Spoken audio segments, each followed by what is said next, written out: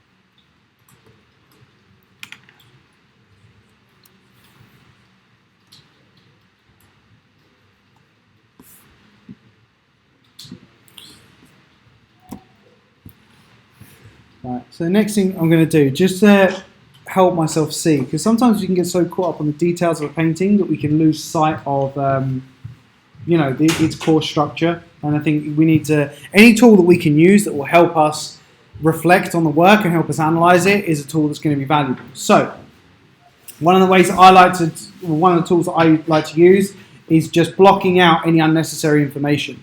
So the way that I do that is I normally use like the magic wand tool. So I go to, the magic wand tool. I'll go to the rectangle layer. I'm just going to unlock the layer temporarily.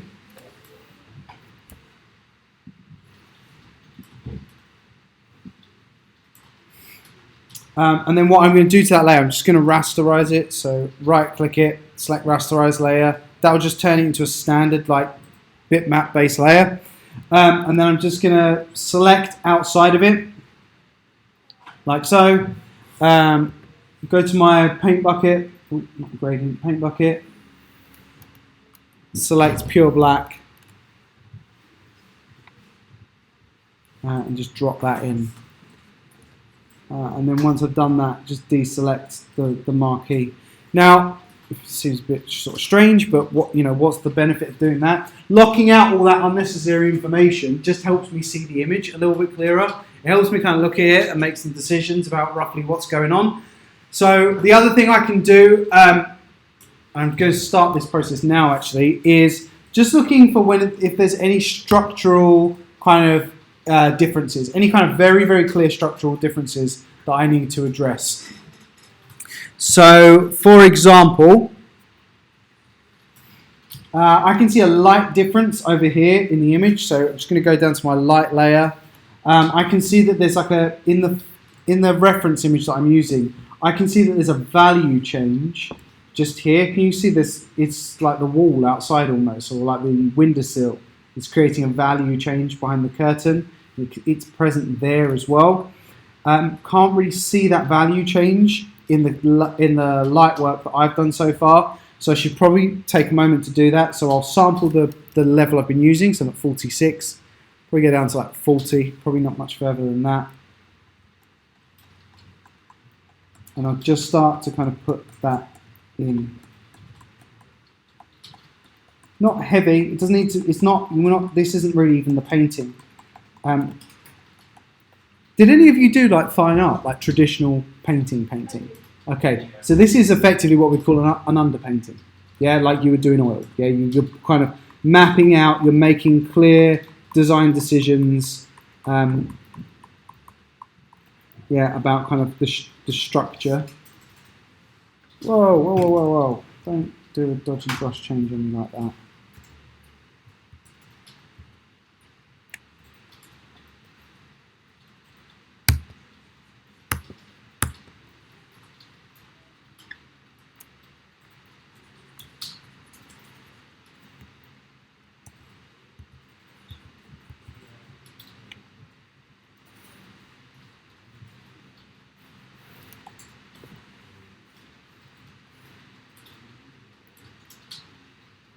There we go. I think we need, yeah, just a little bit.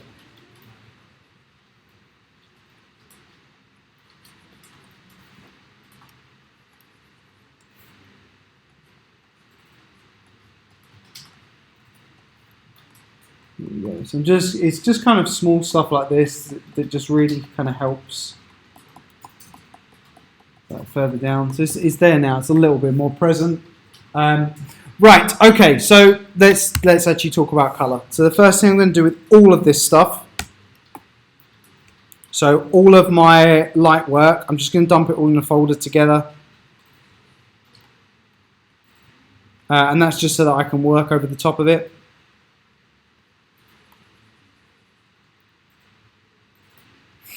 The next thing I'm going to do is start to create colour references. So what do we mean by colour references? Well, when we talk about colour in an object, and we may have covered this already, and I think we did talk about it in previous sessions actually, there's a difference between colour as affected by light and local colour. So when we use the term local colour, what we're effectively saying is that the object in the image, so in the universe of this story, there are solid objects, there are physical objects, and those objects have colours. So the local colour of those curtains is green. They are green curtains. The local colour of that tablecloth, believe it or not, is white. Now in the image itself, the light-based colour, the curtains are green and the tablecloth is green. So there's a difference between colour and local colour. But what we can start to do though is create color references. So on a separate layer now, I'm going to start putting in some color that's more based around the local color than it is around, more based on local color than it is around any light-based color. So I'm just trying to find a rough idea of what colors we can see here. So what I'm going to do, yes, I've created this new layer. I've got my whole color, my full RGB spectrum up here on the right-hand side. And then what I'm looking for is some signifiers for what it is. I mean, the color itself, the green is relatively cool. So straight off, if I want to make sure that my green is relatively cool, it's going to affect my saturation. So my saturation is going to be down here somewhere. You'll notice, when you move the color wheel around,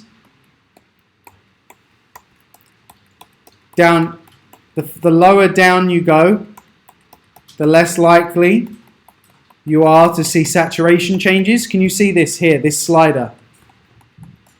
Yeah, this guy's not moving. It's full, like low values down the bottom here are full saturation. Move up higher,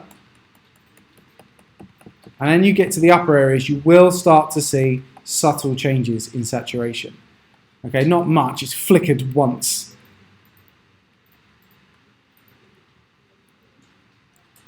There you go. A little bit more flickering, kind of up here. So you will see it, but it's pretty, even then, it's, by the time you get down to here, you're going to start to lose those saturations. You can see the fall off. So I know that the color's recessive, so it's not a warm color, it's a cool color, so it means the saturation is going to be lower. I think it edges more towards the yellows than it does to the blues, because I can't see, beyond his glove, his oven mitt is blue, and his suit is a blue-brown. But apart from that, everything else is kind of leaning more towards yellow.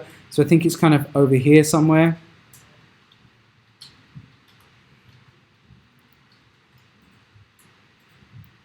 Yeah, so I'm going to edge around there, maybe a little bit more into the emerald. So I'm just coming across this way. And then what I'm going to do is I'm just going to start playing around with that saturation, sort of bringing it down, seeing what happens. Bring the brightness down, see what happens there. See, that's not bad. It's starting to feel about right.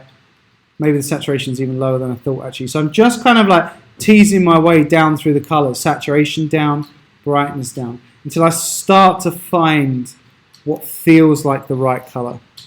The easiest way to check this, hard round brush.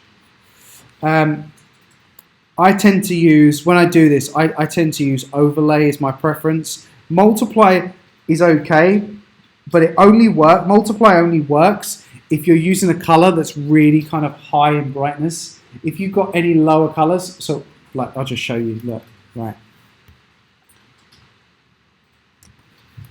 58% brightness.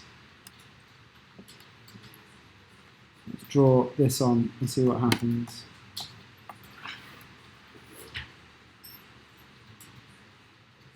That's not helpful.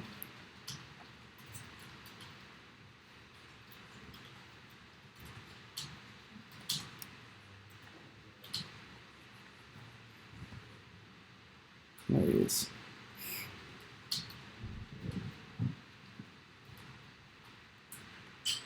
Let's go.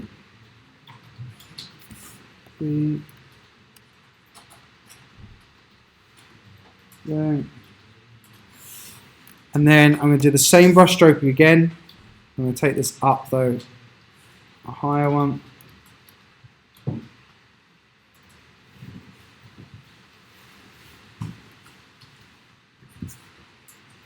Oh yeah, okay. I was worried it was going to turn around and the TV just wasn't going to show it at all. But with the multiplier, when you use the multiplier blend layer, it tends to only kind of transfer across if the color you're using is higher in the brightness or higher value. If it's low value or even mid value, it just goes all kind of murky and it doesn't really show up very well at all. So yeah, I wouldn't recommend doing that. I tend to use the overlay layer a bit more, overlay blend mode a bit more.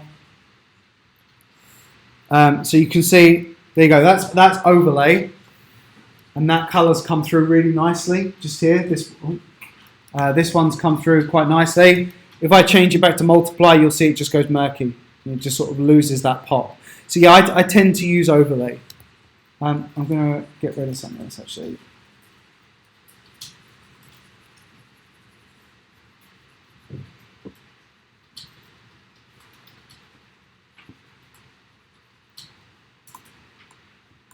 There we go. That's a bit better. So I know that this is nearing where I need it to be. It's not quite there. But when it finally kind of catches up with me, there we go.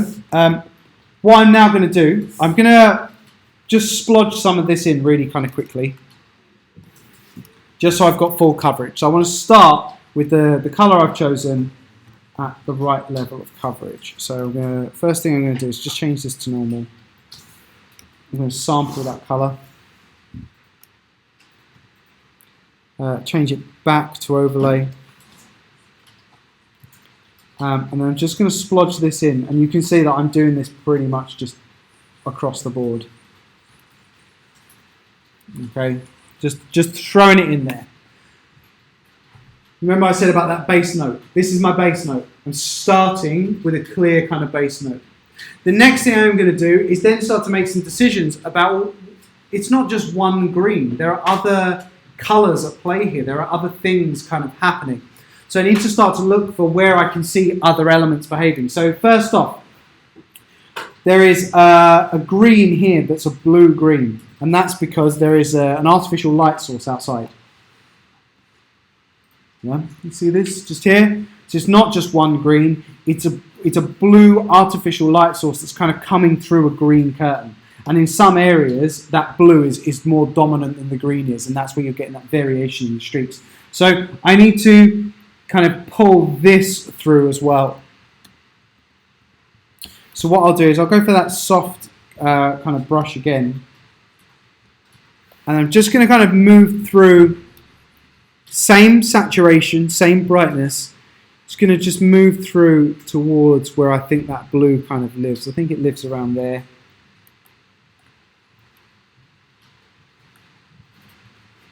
You can kind of see it here as well.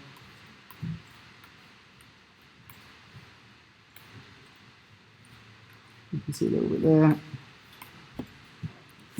Yeah, roughly. I think it's kind of coming through quite strong. I think bringing the saturation up slightly, brightness up slightly. Yeah, of course, yeah, absolutely.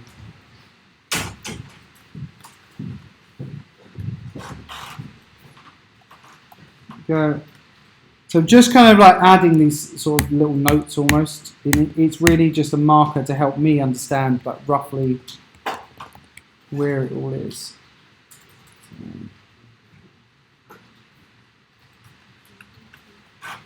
Go down on that saturation again, down on that brightness again.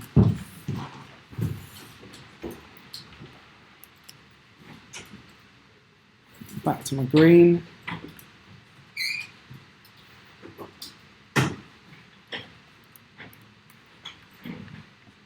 And then the other colour I can see coming in,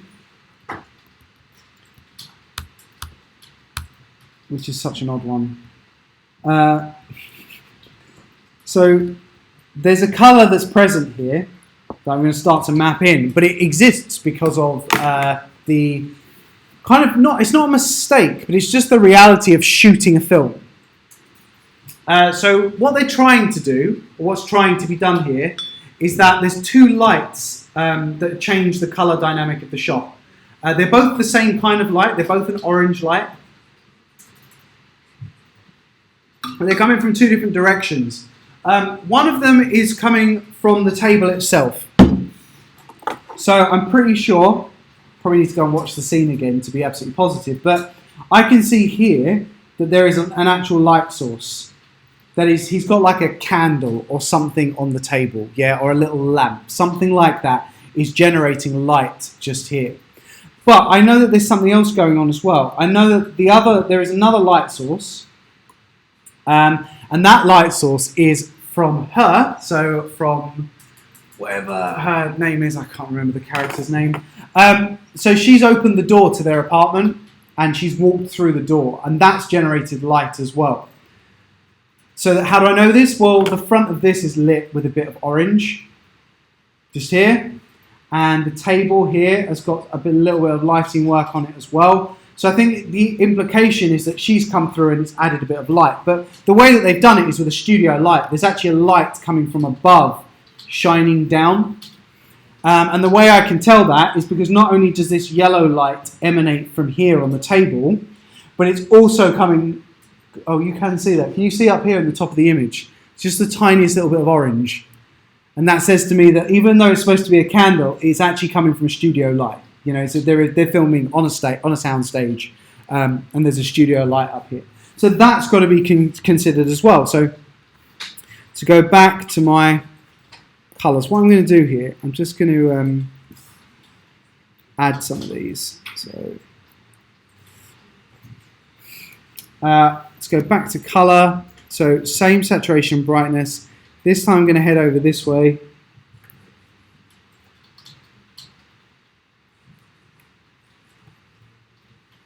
I think I'm going to need to increase that saturations ever so slightly, not too much. And then what I'm going to do in my painting is I'm just going to put in just the notes of this.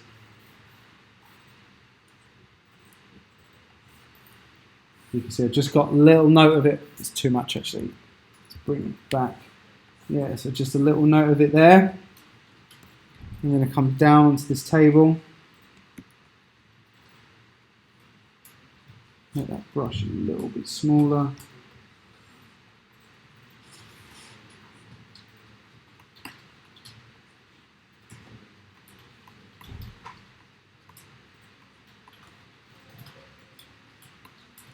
Notice how I'm placing that onto what I think are shadows as well, so it's not just in one area. There we go. Not bad at all. So we're kind of in the right place. For an underpainting, it's kind of coming together quite nicely actually. Right, so what we're going to do now, make sure you keep saving it. I'm just going to keep going back through and looking for where can I see more of these kind of big sort of sweeping changes of colours. If I go to my swatch now, my swatch is starting to show me, you see up here top right of my screen, can you see that my swatch is starting to reflect an overall palette for the shot. It's starting to come through up here. Where I'm picking those different colours, I'm like, yeah, it's just a bit darker, it's just a bit lighter. They're just starting to kind of hit and just starting to kind of happen in that space. Okay, so it is working. So the next stage of this, with the background kind of underpainting done, is now the process of actually applying paint. So I'm going to give you, what I want to do is I want to give you about 15 minutes to just do what I'm doing, to just do that process of kind of picking those colours out, starting to sort of bring them to life, but just doing it very, very kind of gradually. Okay. Yeah, so I'll give you some time to work on that. What I'm going to do in the meantime is I'm going to move ahead and I'm going to take Sebastian, the character, and I'm going to turn him from a placeholder into the same thing, a proper colour sample. So I can see now that he's kind of built from the same like warm yellowy brown colours. I can see that they kind of sit within his palette, so I'm going to start to place those in him as well.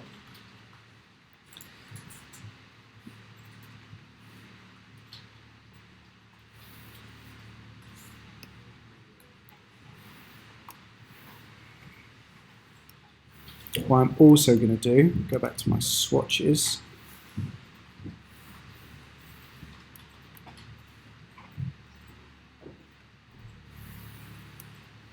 Go to my hard round brush, and I'm just going to make a little memory of these colours. Whoa.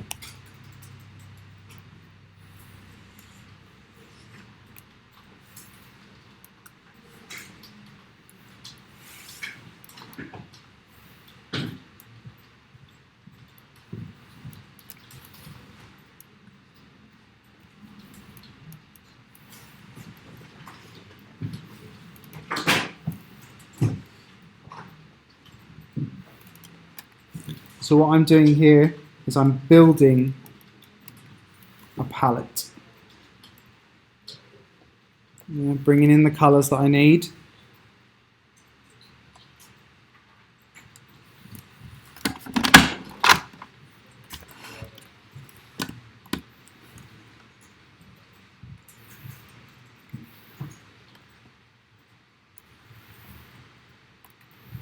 So the reason I'm doing it down here is that this way I don't have to worry about like extending the memory of the swatch tool. I can let those colours disappear. And I've still got kind of a log of them down the bottom here. What I can then start to do is once I've built these colours in, so I've got a deeper one there that needs to come in, that's it. Once I've kind of built these colours in, I can go to the colour tool and actually start creating the kind of richer versions of them. So for example, if I want this colour, but I want it darker, I want a real kind of stronger brown, there it is, or even lower than that. If I want to go right down, which is where Sebastian, his kind of clothes are really, really dark, you know, because he's effectively a silhouette. So he's right down there. Like this. Even darker than that, actually. I think he's about 6 or 7. Yeah, that's not too bad. And then what I'll do is I'll use that to start painting.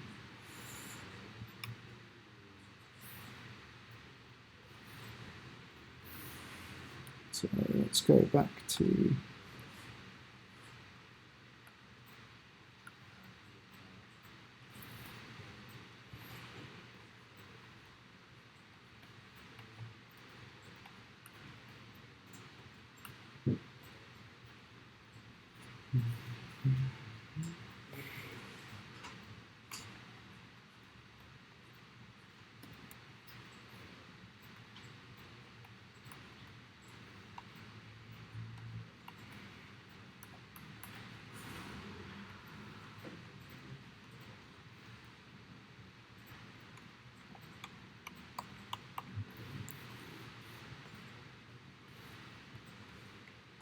There's that nice flat Kowski brush I've got. Let's use that one.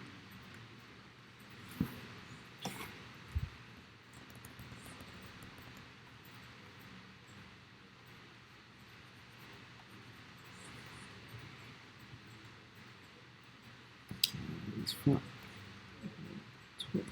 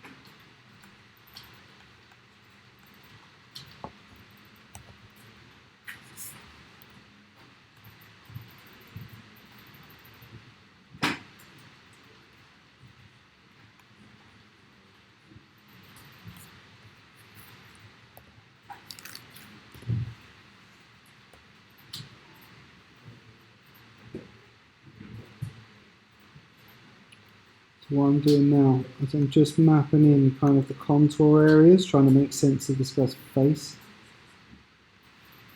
And once I've done that, I can start to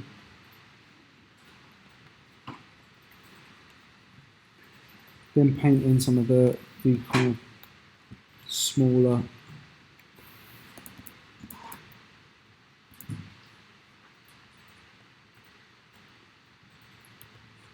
differences.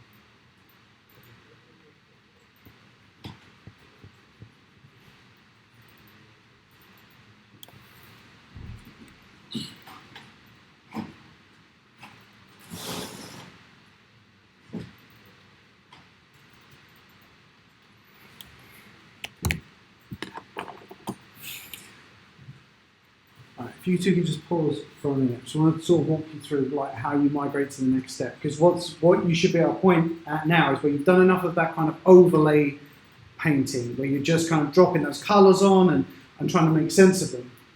But you're actually at a point where now you have to transition from doing these big swashes of colour. So like when I put that green on, I just went green, you know, across the whole thing, and then looked at it and thought, okay, where do I add blue? And add a big bit of blue. But that's just the first stage. That's just to help you kind of map out where the bass note, what the bass notes are. So you just put them in, and it helps you kind of see roughly what's supposed to happen. The next stage is actually the application of colour.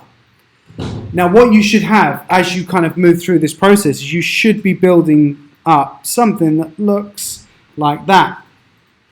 So you're keeping these palettes, keeping the palette kind of alive by putting it into the frame. That's why you've got that space at the bottom. So I've got that's the big green that I threw down. This screen's not showing it, but there's actually this is two separate colours. There's a green here and there's a green here, and then I've got that paler one. So this is the one that kind of covered most of it. This one is ever so slightly more saturated, which is odd that the TV hasn't shown up a saturation change. You should normally it's just brightness that it won't show up. So yeah, I've got these two. That's the main one that I just kind of threw it over. And then these blues, this one here, you can't really see it too much. This bit of blue here is the one that I sort of just dropped in. Then there's a slightly darker one, which is this one here, which I threw in over the top here. And a slightly paler one, which I just sort of put like 3 dots in. And that's all sitting on an overlay layer, which is why it kind of mixes with the light study and provides a really nice canvas on which to now actually apply paint. So now I can, over the top of this, with the beginnings of it in hand, I can now start to apply paint. So what I've done with the actual character, absolutely atrocious. Feel free to just get up and look at this one. But with the character, I haven't done big overlays. So what I mean is I haven't done this approach where I've just gone to a overlay layer and just dumped a bunch of stuff on. What I've actually done is gone at this with a proper application of paint. So you can see here. So this is the layer with Sebastian. With the character painted on, it is just set to normal. So he is just there, painted. Okay, so I was able, because I'd done the background and put down the base colours, what I was able to do is look at this palette that I was building down the bottom. Look at this, and it was in here that I found these colours. The only one that wasn't here, I confess, the only one that absolutely wasn't here was this blue. So he's wearing a blue glove, and it's very clearly a blue glove in the image. So I actually went back over here and went, oh, let's head over to blue and just find a blue that kind of looks right. So that was the only part of it. Everything else so far, and obviously the head's going to take loads of work to get this really kind of delicate little bits of information in, but the brown of the suit, getting that kind of gold, the yellow and the red from his tie. I've still got a belt buckle to throw in. But yeah, all of that just came from the palette that I'd already made when I was doing the underpainting. So when I was putting in that. And in fact, you can see it. If I take this away, there you go. That's all the underpainting is. It's just those splodges of colour. Like, yeah, there's a bit of blue here, there's a bit of blue here. This is mostly green. This is a little bit darker. Sorry, I'll take away the rest of the value stuff. There you go. You can see some of the underpaint has stayed with Sebastian, so I need to go and kind of clean that up. But yeah, just using it as an overlay just gives you so much more kind of information to work with. Because now what I'm doing is this is my, if I were to name these, I'd call this one my values. And then this one, let's make sure I get this right. Oh, that's a blank one. That's handy because I'm going to need that. Oh, actually, I know why it's there. This one's underpaint.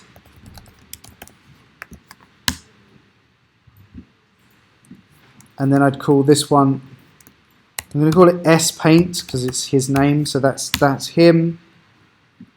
And then R paint, which is the room itself. So So now with that in mind, on this R paint layer, what I can now do is it's just a normal layer.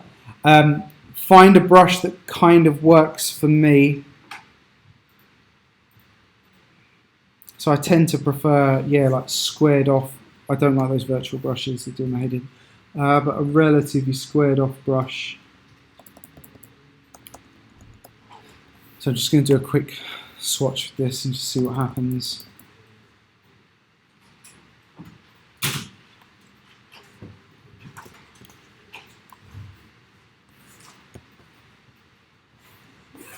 So which one was it? So yeah,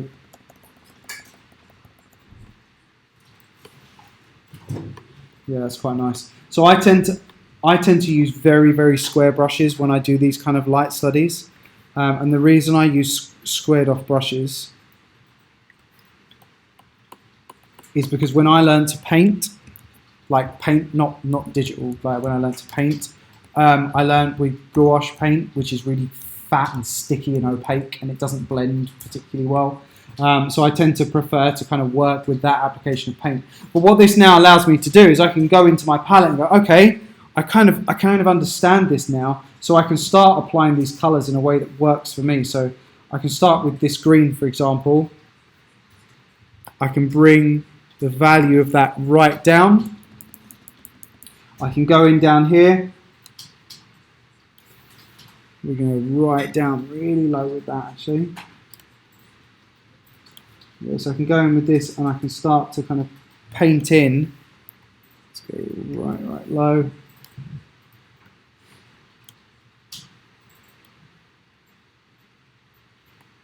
Yeah, actually painting in the details of the image.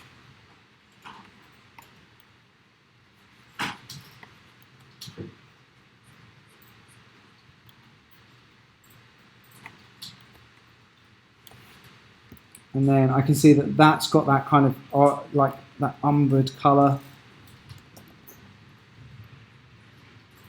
It's going to be far too bright. But now I'm now doing I'm doing the full paint. I'm actually now applying the paint over the top, kind of as it should be.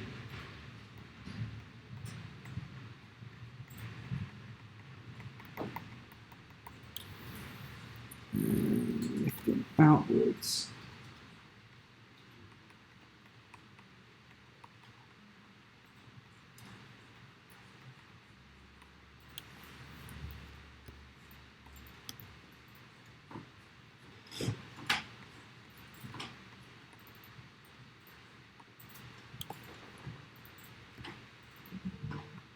So that's the next step now, is once you've got that underpaint done, you have to basically move beyond it. You have to go to that next stage, which is applying those kind of much clearer.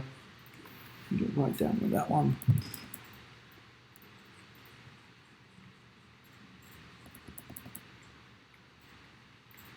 Yeah.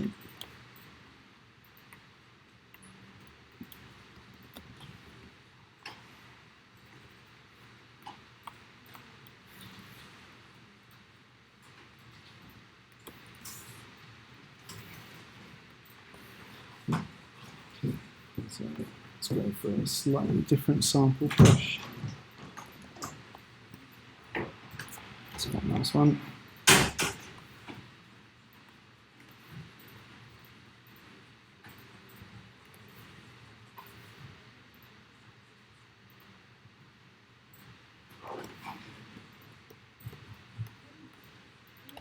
So I'm just testing my brushes out here just to see what kind of shapes they're going to create. So I don't want anything that's going to create any like outlandish shapes. Let's go for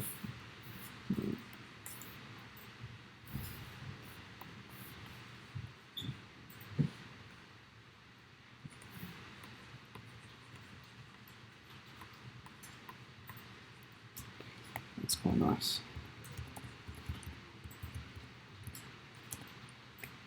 Okay.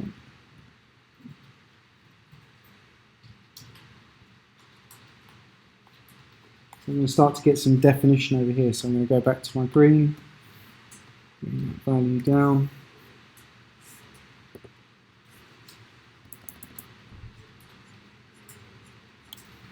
Lower.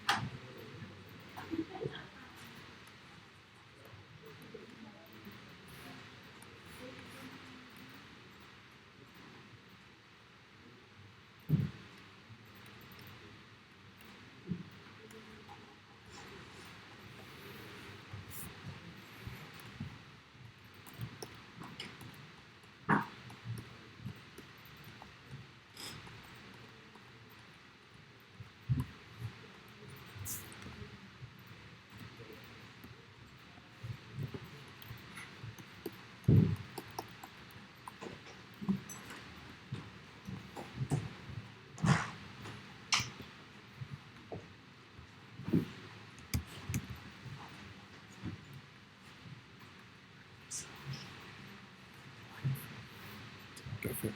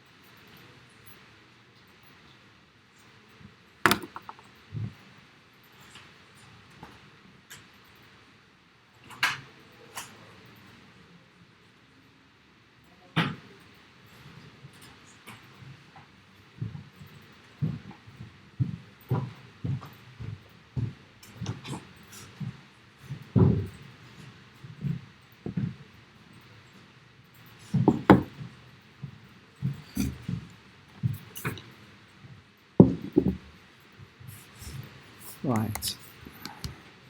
We are almost out of time, so there's just a couple of more things I want to show you before we sort of leave it there.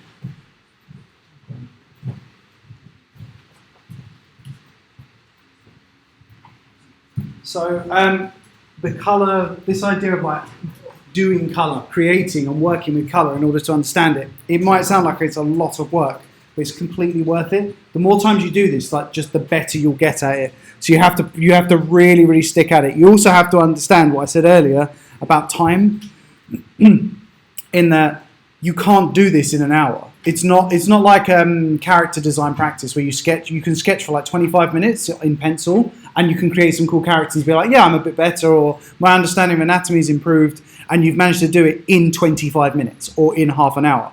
To do this, you've got to do it for 15 hours, easily 15 hours, possibly more than that. I would say at the very top of your game, if you decided like what I want to do is visual development, or I want to do specifically live action film visual development, and you got to the absolute apex of skill professionally, you could do this for an hour, like every couple of days, and still build your knowledge. But for most people, you need to stick at it for easily 15 hours per painting to really understand the nuances. I mean, some stuff in mine, so what we've been doing this now, 90 minutes, less than 90 minutes. Some stuff in it makes sense. I don't know what is going on with that table. The colour system on the screen is crap, isn't it? So there's some stuff that kind of makes sense in terms of like colour balances between foreground and background objects are working quite nicely. I think all the colours here are there. It's just the arrangement and the actual like punch and the power of them, like the saturation maybe needs to change to get a couple of them to come forward. And then structurally, so compositionally, structurally, it seems to be coming together pretty well. So after 90 minutes, there's stuff in here though that I am genuinely concerned about. So I genuinely don't know. Just to head upwards. Where is his lovely face? Oh, don't do that. Yeah, there's some stuff here that I'm really not sure about.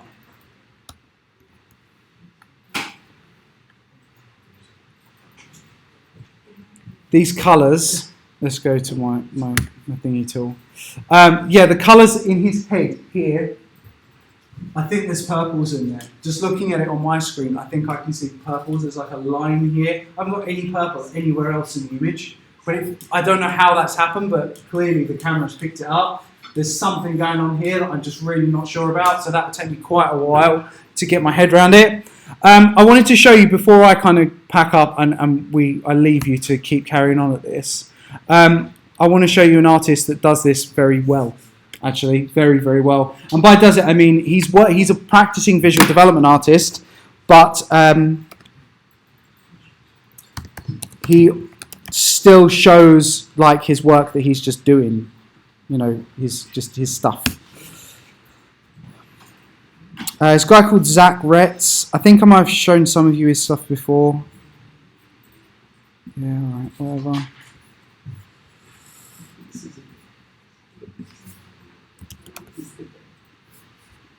There he is. So he's at Disney Feature at the moment. In terms of his professional work, it's stuff like this. Apologies that that's quite small. I don't think it's going to get much bigger. So yeah, this is an example of like how he would, like within a professional environment, this is the kind of color work that he produces.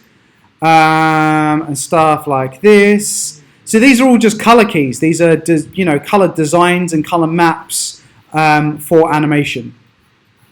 Yeah. He does some character stuff, but it's by and large, this is the sort of work that he does. In order to understand how to apply color at that level, he practices a lot. And he does exactly what I've asked you to do, which are these kind of big, full-page color keys. So he's actually just taking shots from films and breaking them down, dissecting them, trying to understand how is color being utilized. Some of them are pretty straightforward, like, you know, this one's really simplistic.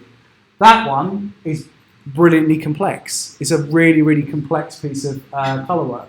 So I think this is a good example of the kind of work you should be doing. Here you go, some more examples of just studies. Really rough, but a clear understanding of how colour's being utilised, how it's working together. And there's some interesting things that these look quite simplistic, but actually when you go into the detail of them, they're very, very intelligent. So for example, this is clearly an image outside. You know, it's an external environment.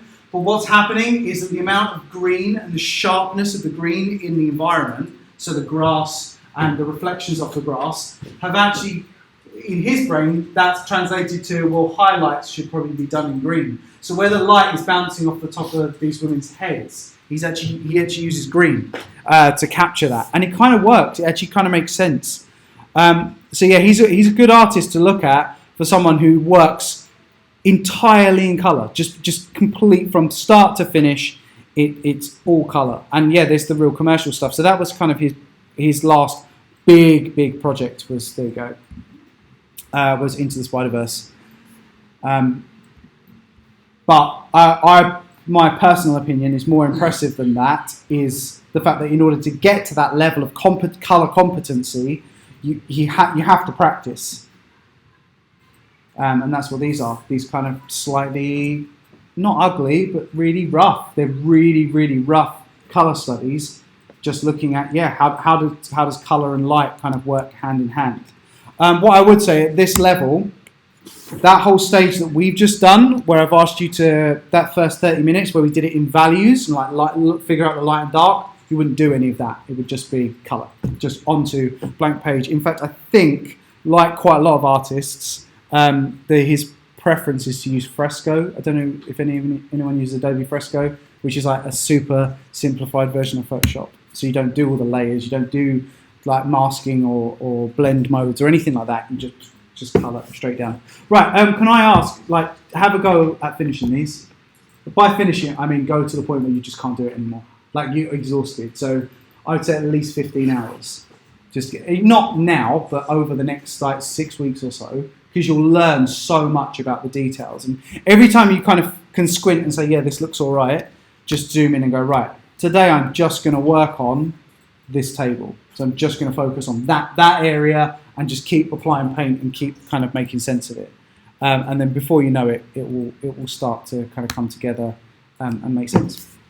But yeah, that's about it. I've recorded this as well, so I'll put it up onto Moodle, and you can, if there's any like stages you weren't too sure about, you can go back and grab it. But that is about it. It's up to you. You can keep going till 5 o'clock or go for a break, because I know it can be quite exhausting. Just sitting there staring. Right, stop that.